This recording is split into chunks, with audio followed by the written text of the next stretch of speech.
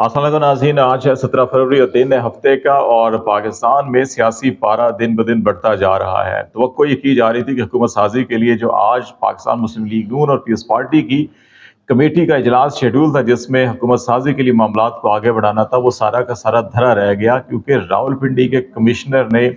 आज सुबह ना सिर्फ इस्तीफ़ा दिया बल्कि एक ऐसा बयान जारी किया है जिसने पाकिस्तान के पूरे इलेक्शन प्रोसेस के ऊपर बहुत बड़ा सवालिया निशान खड़ा कर दिया है। रावलपिंडी कमिश्नर का ये कहना है कि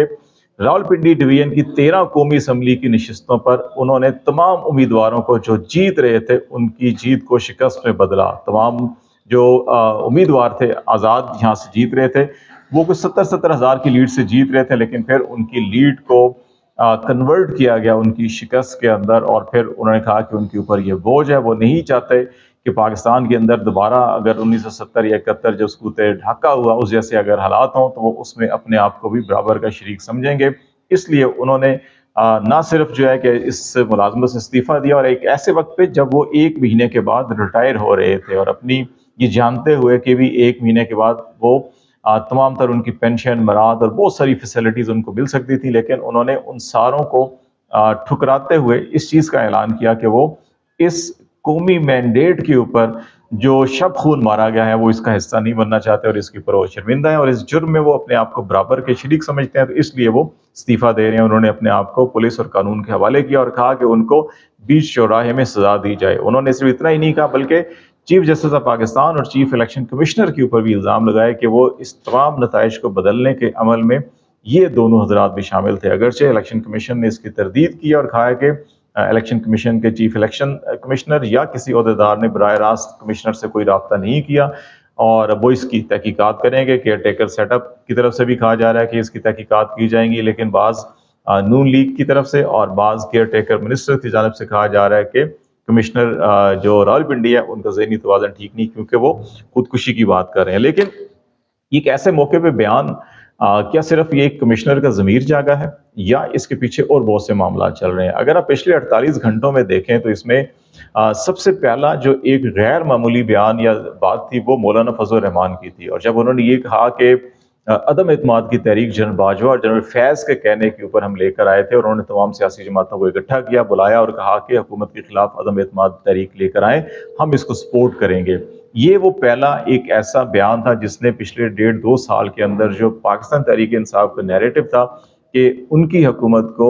रजीम चेंज ऑपरेशन के जरिए ख़त्म किया गया। पहले ये कहा गया कि बाहर से डोनाल्ड लू का साइफर आया, और उस साइफर में इमरान खान ने अदालत को भी कहा कि ये साइफर जनरल बाजवा के लिए था। तो ये फजल रहमान का बयान जो है वो इस चीज़ की तौसीक करता है कि जनरल बाजवा ने हुकूमत के खात्मे में किरदार अदा किया। और दूसरी बात इसमें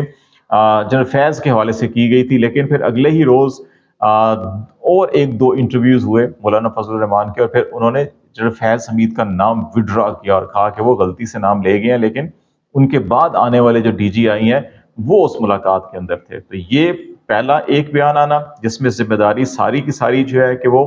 किसी एक तरफ डालना, और फिर दूसरा बयान आना उस जिम्मेदारी का हिस्सा दूसरी तरफ डालना, और फिर उसके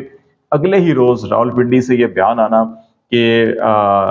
कमिश्नर रावलपिंडी का कि हमने 13 के 13 हलकों के अंदर नताइज बदले।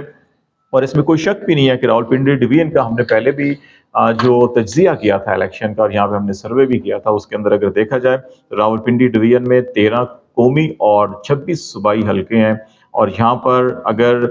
2 नताइज हैं यहाँ पे, एक 9 फरवरी को जो जारी हुआ और एक 11 फरवरी को नताइज जारी हुए, और ख़ास तौर पे NA-55 रावलपिंडी कैंट का जो हलका जिसमें GSU और तमाम अहम जितनी भी पाकिस्तान मिलिट्री की इंस्टॉलेशंस हैं वो भी आती हैं, और कैंट एरिया है ये, वहाँ 9 फरवरी को जो इलेक्शन जारी किया नताइज जारी किए गए थे, उसमें जो कौमी असम्बली और सूबाई असम्बली के वोट डाले गए थे उसका फ़र्क जो है कि वो तकरीबन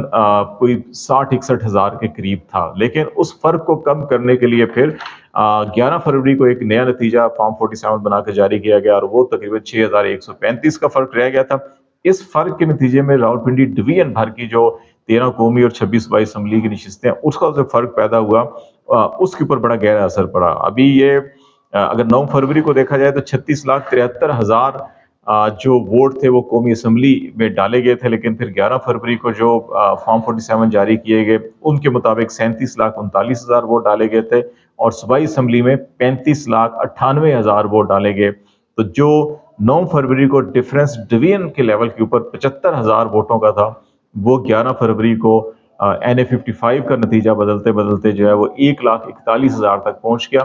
کمشنر راولپنڈی اسی چیز کی نشاندہی کر رہے ہیں کہ ہم نے ہارے ہوئے لوگوں کو اضافی جعلی جو ہے کہ ووٹ ڈال کر ان کو کامیاب کیا. یہ وہ بات ہے